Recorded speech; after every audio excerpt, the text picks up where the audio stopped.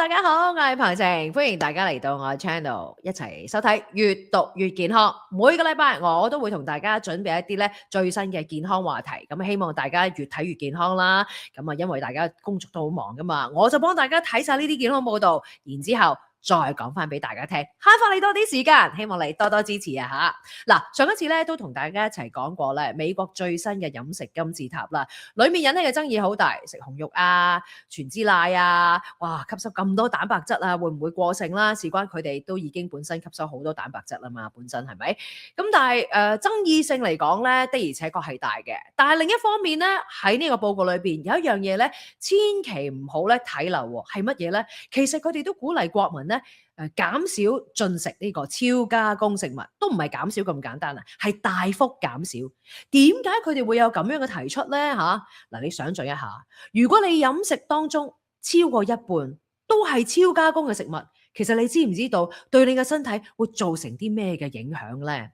嗱，唔係嚇你喎，因為咧，根據最新嘅刺針醫學雜誌最新嘅研究咧，發現超加工嘅食品係會影響你身體入面每一個器官，包括你嘅肝臟啦、腸道啦、心臟，甚至係你個腦。最得人驚嘅係乜嘢？我哋咪成日話吸煙危害健康嘅。Sorry， 而家有人爬頭啦，係乜嘢呢？就係呢一啲超加工食物。超加工食物就會令到我哋提早死亡，增加呢一方面嘅風險啊！咁到底佢點樣摧毀我哋身體每一個器官呢？呢個報道咧就係嚟自 The Telegraph 喺1月18號嘅時候嘅報道。What ultra-processed foods really do to your body？冇錯啦，超加工食物咧，我哋聽都聽得多啦，話對身體唔好。究竟對我哋嘅身體嘅器官有啲乜嘢嘅影響咧？當然你要坐定定啦吓 ，subscribe、like and share 我嘅 channel， 彭晴的健康生活頻道，記住一定要睇到尾啊 ！Are you ready? Let's go！ 越讀越健康。第一個重點就係肝臟被摧毀，脂肪肝悄悄來臨。好，首先講下肝臟先啊！我哋嘅肝臟咧就好似我哋嘅化工廠咁，每一日咧就幫我哋排毒啦、儲存能量啦，同埋製造膽汁嘅。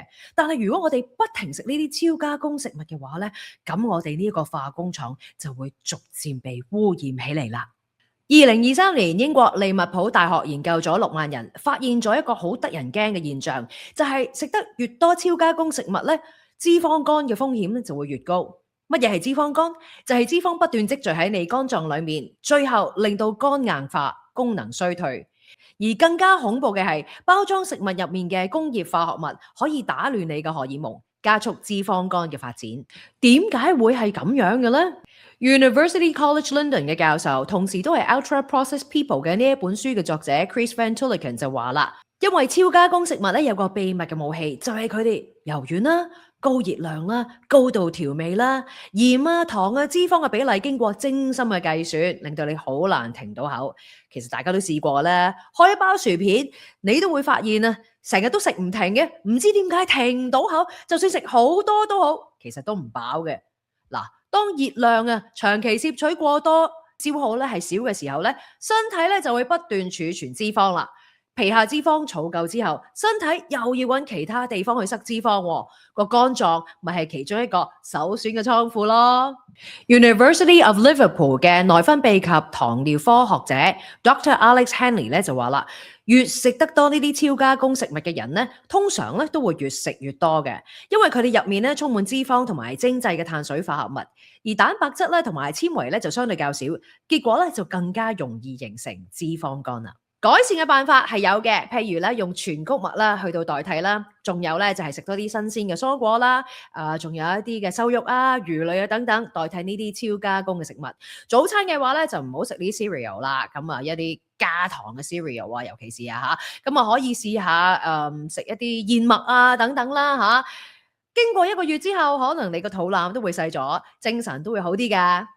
第二個重點咧就係腸道發炎，炎症點樣引發癌症嘅風險？第二個被摧毀嘅器官就係我哋嘅腸道啦。我哋嘅腸道咧唔單止淨係負責消化咁簡單，佢係影響我哋整體身體所有唔同嘅器官，仲有影響埋我哋嘅情緒。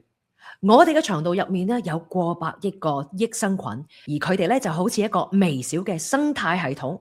不過超加工食物咧就會摧毀我哋呢一個生態系統。點解會係咁呢？因為超加工食物已經係被預先消化，我哋嘅腸道咧收唔到原本應該收到嘅信息。而呢啲食品裏面咧有高脂肪、高糖分嘅成分，加埋添加劑，例如好似乳化劑啊同埋人工甜味劑，佢哋會直接傷害我哋腸道嘅內層。嚟自法國醫學研究院French National Institute for Health and Medical Research 嘅 Mathieu Touvier 教授咧，佢係刺針雜誌呢一個報告其中一位作者，佢都話咧越嚟越多證據顯示，食得太多高嘅ultra processed food 飲食入面嘅一啲嘅添加劑，譬如好似乳化劑啦、代糖啊等等咧，可能會直接對腸道咧造成局部嘅損害。最新嘅數據亦都支持呢個方向喎。Harvard Medical School 嘅腸胃科醫生教授Andrew Chan 團隊咧，最近嘅研究都發現，50歲以下嘅女性，如果每日食10份左右嘅超加工食物，譬如好似零食啦、一啲即食嘅食品啊、包裝嘅穀物啊、汽水啊等等，比起每日只係食3.3份嘅人咧，更加容易喺腸道出現息肉 polyps。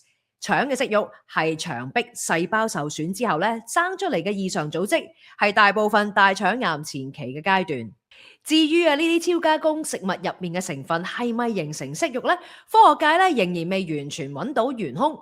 但係 Professor Chan 咧就推測部分可能咧同某啲嘅細菌有關。呢啲嘅細菌好中意食咧超加工食物嘅成分，然之後產生啲代謝，會破壞腸道自我修復嘅能力。動物嘅研究亦都發現到咧，有啲乳化劑咧會傷害腸道黏膜嘅健康。有可以改善嘅辦法嘅，用一啲天然嘅纖維咧嚟到餵養我哋腸道裡面嘅益生菌，食多啲莓類嘅食物啦，新鮮嘅綠色蔬菜啦、豆類啊等等，生果、堅果，用呢一啲嘅食品嚟到取代平時我哋咁中意食嘅零食薯片，亦都試下多啲自己煮嘢食，唔可以出面買咁多快餐啊！仲有飲水啦，飲少啲甜嘅嘢啦，等等，呢啲都係對我哋嘅腸道有幫助嘅。第三個重點就係心臟與血管，增加心血管病嘅風險。講到心臟咧，某啲超加工食物咧真係好似毒藥咁噶。譬如一啲咧係加工嘅紅肉啊、腸仔啊，仲有一啲咧係加咗糖嘅飲品咁啊，入面嘅化學物質咧對我哋血管咧其實會造成好大嘅影響嘅。一項美國嘅研究發現呢啲食品裏面嘅添加物質啦，譬如咧就好似亞硫酸鹽同埋味精 MSG 咧，就會導致心臟組織損傷同埋血管硬化。長期飲汽水同埋食超加工肉類嘅人咧，心臟病同埋中風嘅風險咧會明顯增加。不過專家都提醒，唔係所有嘅超加工食物咧都一樣咁差嘅。某啲超加工嘅食品，譬如好似包裝嘅麵包啊、早餐嘅穀物啦、某啲鹹味嘅零食以及乳酪，仲有乳製甜品咧，同心血管疾病嘅風險嘅關聯咧就冇咁高。Harvard T.H. Chan School of Public Health 嘅營養學副教授 Hosea Mathieu 咧就話啦，唔係所有嘅超加工食物咧都會增加心血管病嘅，一部分可能相對中性，甚至因為咧有其他重要嘅營養素，某程度上咧就抵消咗部分負面嘅影響。最後就係你個腦啦，呢一個可能係一個驚人嘅發現，因為第四個重點就講到關於我哋嘅大腦同埋情緒，影響思考同埋增加認知退化嘅風險。食得多超加工食物，你會更加容易焦慮、抑鬱，甚至記憶力衰退。其實多個研究都見到越嚟越多超加工食物咧出現喺飲食當中，認知退化同埋失智症嘅風險咧都越嚟越高。The American Journal of Clinical Nutrition 嘅呢一篇研究咧，特別指出加工嘅肉類，例如煙肉啦，同埋咧有糖嘅飲品啦，同認知功能下降嘅風險較高咧係有關嘅。點解？因為你嘅腸同埋腦之間有一個叫做腸腦軸嘅連結啊嘛。當你嘅腸發炎，呢啲炎症信號咧會一路傳上去你嘅腦。同埋咧，超加工食品咧缺乏纖維啦，所以咧啲益生菌咧冇辦法咧就係產生保護腦部嘅短鏈脂肪酸，結果就係我哋覺得攰啦、焦慮啦，同埋記性差咯。所以咧食得健康咧，唔單止咧就係為咗保持自己嘅身材咧就係標準啊，其實對於我哋嘅心理嘅健康啊、記憶力啊等等咧都非常之咁重要。專家咧就建議啦，試下連續2個星期啊，睇下自己可唔可以戒咗一啲甜嘅飲品啊、即食嘅食品咁啦，咁會令到你嘅體力啦，咁同埋咧你嘅能量咧都會有改變嘅。大家都睇到啦，係啦，呢啲超加工食物點樣影響我哋身體一啲重要嘅器官啦。咁但係可能你又會話啦，阿彭晴，我咁忙，我真係冇時間煮飯啊，有冇啲咩方法可以取代呢啲超加工食物咧？唔係冇嘅，其實都有嘅嚇。喺呢個報道裏面咧，營養師 Nicola Lunam-Rain 咧佢曾經有著作過《How Not to Eat Ultra Processed Food》咧，就分享咗幾個咧好容易跟嘅建議，教下大家點樣用一啲較健康嘅選擇咧，取代常見嘅超加工食物嘅。譬如話咧，你好中意飲啲甜嘢啊、汽水啊等等啦，咁佢就建議啦，飲 kombucha 啦，又或者飲一啲咧有氣嘅水，譬如啲 sparkling water，咁樣咧就會令到你有一種汽水嘅感覺，咁但係咧就冇咁多糖啦同埋添加劑啦。第二樣嘢，如果你真係好中意食呢個薯片嘅話咧，咁你就可以試下食爆谷啊，一樣咁脆啫，但係爆谷咧相對好啲，因為佢係全穀物，佢嘅纖維量咧就高好多。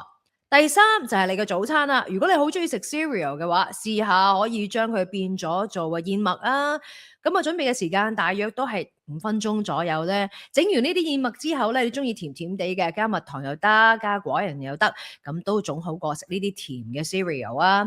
仲有咧就係白麵包啦，將佢轉換成為咧全麥嘅麵包或者係酸種嘅麵包，呢個簡單嘅轉換咧，你嘅腸道咧即時可以得到健康嘅改善。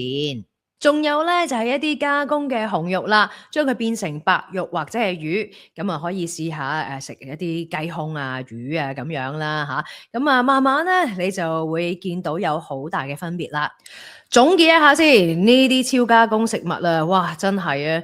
唔怪之得啦，每一次咧開包薯片啊，又或者咧食親啲餅乾嘅時候咧，成日都食唔停啦。原來佢哋精準計算啊，裏邊嗰啲脂肪啊、糖分啊，咁仲有好多人工嘅添加劑咧，令到我哋越食越多。咁但係咧，與此同時咧，佢令到我哋嘅身體咧的而且確造成咧唔同程度嘅傷害。我哋每一個身體嘅器官咧都造成咧負面嘅影響啊。尤其是我哋頭先都講過幾個不同重要嘅器官啊，包括咧我哋嘅肝臟啦、我哋嘅心臟啦、我哋嘅腦部啦，同埋我哋嘅腸道添啊。